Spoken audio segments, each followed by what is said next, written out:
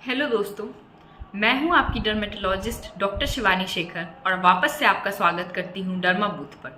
और sunscreen episode के इस सेकेंड सीरीज में चलिए बात करते हैं सनस्क्रीन कितने तरीके के होते हैं, सनस्क्रीन सूरज के हार्मफुल इफेक्ट से हमारे स्किन को किस तरीके से प्रोटेक्ट करते हैं, और तीसरा और सबसे इम्पॉर्टेंट सवाल कि क्या सनस्क्रीन हमारे लिए हार्मफुल है, क्या हमें सनस्क्रीन इस्तेमाल करना चाहिए।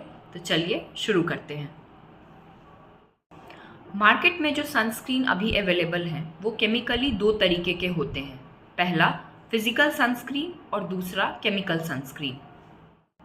आपने बहुत सारे टेस्ट मैचेस तो ज़रूर देखे होंगे, और टेस्ट मैचेस में जो एक चीज़ बहुत कॉमनली देखी जाती है कि क्रिकेटर्स अपने चेहरे पर वाइट कलर का एक प्रोडक्ट लगाते हैं।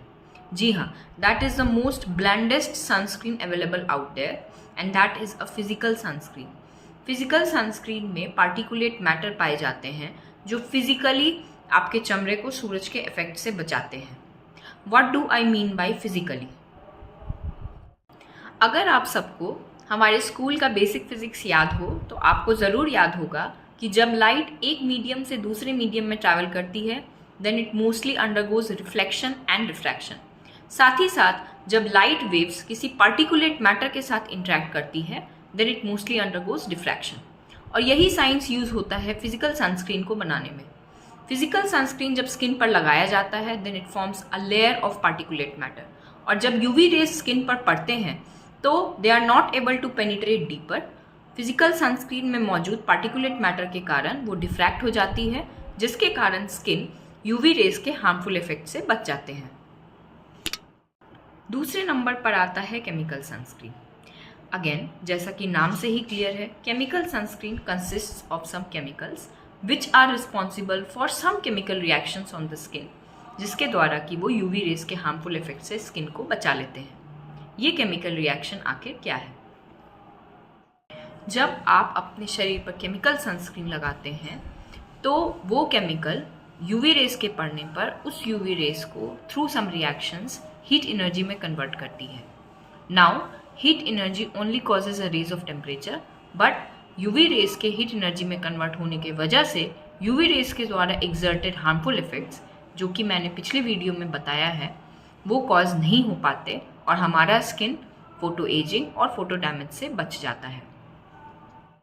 शॉर्टली अब आप समझ गए होंगे कि sunscreen literally means screening from sun. Basic फंडा बस इतना है कि यूवी रेस को किसी भी तरीके से स्किन के सुपरफिशियल लेयर्स में ही रोकना है ताकि वो डीपर लेयर्स तक ना पहुँचे और पिगमेंटेशन, एजिंग और रिंकलिंग ये सारे इफेक्ट्स ना हो। अब रिसेंटली इंस्टाग्राम पर मेरी एक फ्रेंड ने मुझे ये मैसेज करके पूछा कि क्या जो न्यूज़ आ रहा है वो सच है और क्या हमें सनस्क्रीन का इस्तेमाल बंद कर देना चाहिए।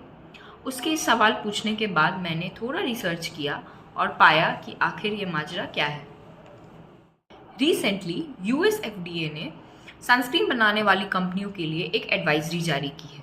इस एडवाइजरी में उन्होंने सनस्क्रीन में पाए जाने वाले कुछ इंग्रेडिएंट्स को ह्यूमन में ट्रायल करने के लिए कहा है और उन्हें समय दिया है कि वो अपना फाइनल रिपोर्ट यूएस एफडीए को सबमिट करें। अब ये सारी बात कहाँ से शुरू हुई?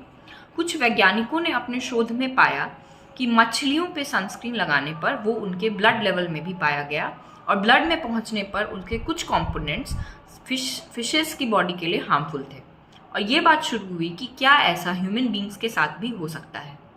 पर अभी तक यूएस एफडीए ने ऐसा कोई भी एडवाइजरी जारी नहीं किया जिनमें उन्होंने सनस्क्रीन लगाने से मना किया है।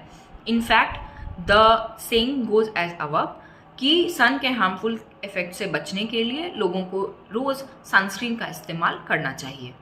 अब as a dermatologist what is my view about it? Sunscreen is a time proven product which is prescribed by I think each and every skin specialist. जहाँ तक इसकी सेफ्टी की बात है, अभी तक इतना रिसर्च नहीं हुआ है जिसमें इसकी सेफ्टी को स्वीकारा या नकारा जा सके। हाँ, मेरा एडवाइस ये रहेगा कि if you are over concern about the sunscreen ingredients just go for a physical sunscreen, because FDA ने जो एडवाइजरी जारी की है वो केमिकल कंपोनेंट्स के बारे में है, फिजिकल कंपोनेंट्स के बारे में नहीं। ऑब्वियसली फिजिकल सनस्क्रीन कॉस्मेटिकली ज़्यादा सुपीरियर नहीं होते, they leave a white tint on your face, white pigmentation on your face, but it eventually subsides, and functionally they are also superior than chemical sunscreen. तो अगर आप generally sunscreen use करना चाहते हैं and you are someone like my friend who is overtly concern about using a sunscreen, I will advise go for a physical sunscreen. But obviously I will say please don't stop using sunscreen, because their proven effects, the proven advantages are at par from the disadvantages that have come in the question very recently. So yes, go for a sunscreen, wear sunscreen daily and protect your skin from the harmful effects of the sun rays. Sunscreen series के second episode में इतना ही।